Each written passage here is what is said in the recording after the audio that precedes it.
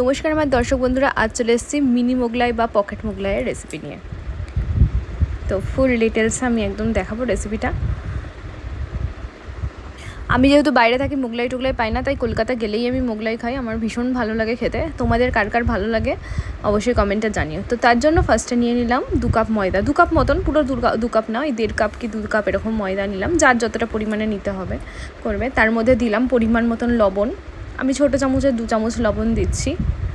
এরপরে দেবো ময়মের জন্য তেল। বেশ ব্যাপারটা খুব ক্রাঞ্চি এবং ভালো হতে হবে বলে ভালো করে ময়মটা দিতে হবে মোগলাইয়ের জন্য।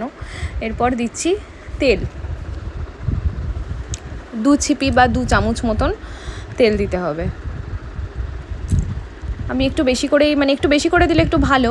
আমি দুটো দিইনি, 2বার দিইনি, আমি 3-4 বার মতন দিয়েছি।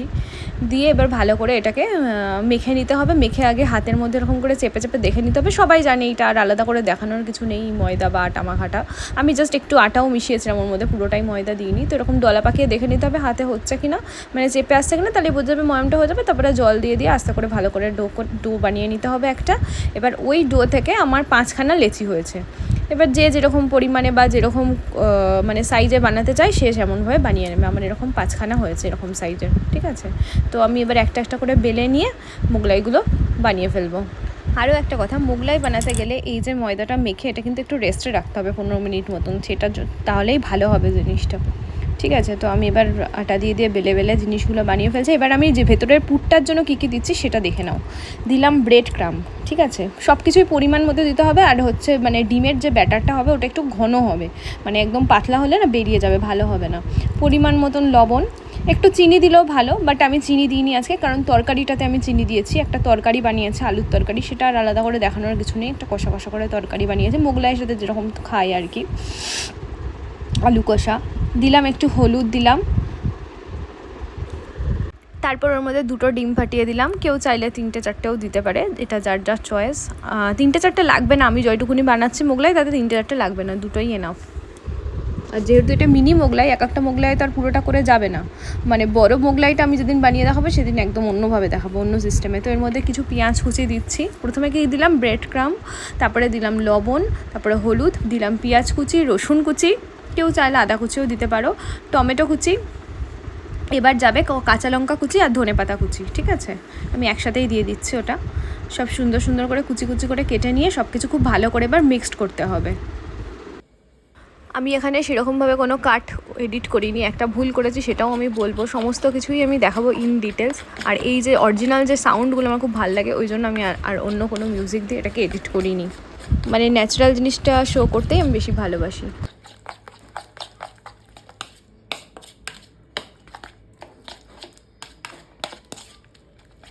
এই ডিম দিয়ে যেটা গোলা হবে সেটা কিন্তু একটু এরকম ঘনই রাখতে হবে কনসিস্টেন্সিটা। এটা একদম পাতলা হয়ে গেলে হবে না, তাহলে মোগলাই থেকে বেরিয়ে যাবে। এবার আমি একটা একটা করে এরকম গোল গোল পরোটা, কেউ চাইলে চৌকোও বানাতে পারো, বাট লাস্ট অবধিটা চৌকো শেপই দেওয়া হবে।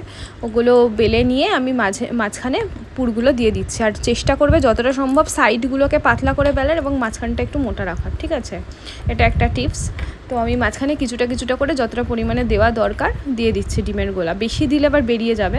তো এরকমভাবে সুন্দর করে মোগলাইয়ের সাইজে করে নিয়ে ওরকম শেপ দিয়ে ওগুলোকে একটা একটা করে তেলে ভেজে নিতে হবে। এবার কারুর যদি, আমার মাখাটা খুব ভালো হয়েছে বলে আমার জলটা প্রয়োজন হচ্ছে না, কারুর যদি মাখাটা একটু অন্যরকম হয় তো একদম লাস্টের যে পার্টটা ভাজ হবে সেখানে একটু জল দিয়ে আটকে দিলে ওটা বেশ সুন্দরভাবে হবে, তেলে আর ছেড়ে যাবে না বা খুলে যাবে না। যেমন আমরা মোমো টোমোতে করি না, যে জল দিয়ে আটকে দিই জিনিসটাকে, 2টো ময়দার সাইডকে, তো ওরকম। তো আমার সেরকম প্রয়োজন হয়নি, এমনি দেখছি খুব সুন্দরভাবে আটকে যাচ্ছে জিনিসগুলো, আর তেলে ছেড়েও যায়নি। তো বেশি কথা না বলে এবার ভেজে নেওয়া যাক। ভীষণ এক্সাইটেড আমি। এর আগে একবার বানিয়েছিলাম বাড়িতে, কিন্তু তখন সাথে মা ছিল, একসাথে বানিয়েছিলাম। এবার একা বানাচ্ছি, বেশ ভালোই লাগছে। এইখানে এই যে বলছে, এখানে আমার ডিমের গোলা একটু কম মনে হয়েছিল বলে আমি আবার ভাজ করার পরে আবার খুলে আমি দিলাম আর কি জিনিসটা, এটাই বলছিলাম তখন। আর একটা জিনিস এবার একটা একটা করে ভাজতে হবে। আর যেটা হচ্ছে একটু ভালো বেশি তেল দিয়ে ডুবু তেলে ভাজলে বেশি ভালো হয়, কেউ চাইলে অল্প তেলেও ভাজতে পারো। আর যেটা হচ্ছে একটু মিডিয়াম টু লো ফ্লেমেই ভাজতে হবে, কারণ যদি হাই ফ্লেমে ভাজা হয় তাহলে বাইরেটা হয়ে যাবে, ভেতরটা কাঁচা থেকে যাবে, তো সেটা হলে তো খেতে ভালো লাগবে না। পুরোটাই ভালো মতন হতে হবে জিনিসটা।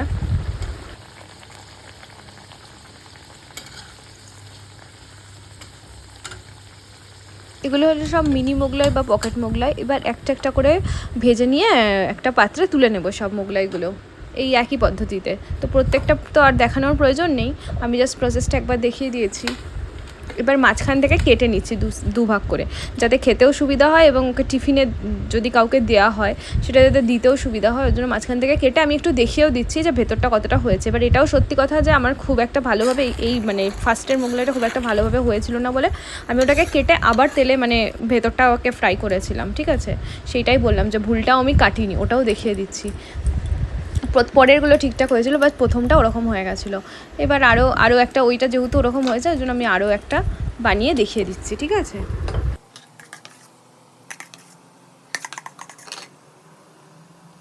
তো এটা একদম লাস্টের মোগলাইটা, বুঝতেই পারছো যত মানে চাচিমুচি একদম লাস্টে যতটা ছিল ওই পুরোটাই দিয়ে দিলাম।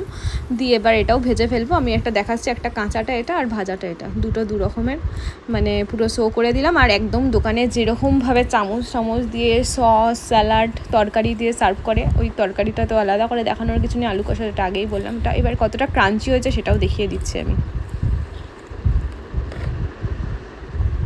বাইরে থেকে ক্রাঞ্চি, ভেতর থেকে ভালো কুকড হয়ে গেছে, জিনিসটা খেতে ভীষণ ভালো লেগেছে আমার। তোমাদের কেমন লাগলো রেসিপিটা অবশ্যই কমেন্টে জানিও। লাইক কমেন্ট শেয়ার এবং সাবস্ক্রাইব করে অবশ্যই পাশে থেকো।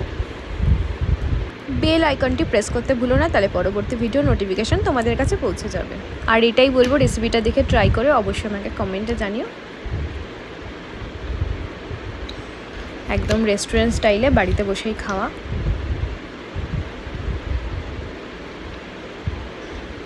দারুণ হয়েছে সত্যি বলছি। Thanks for watching.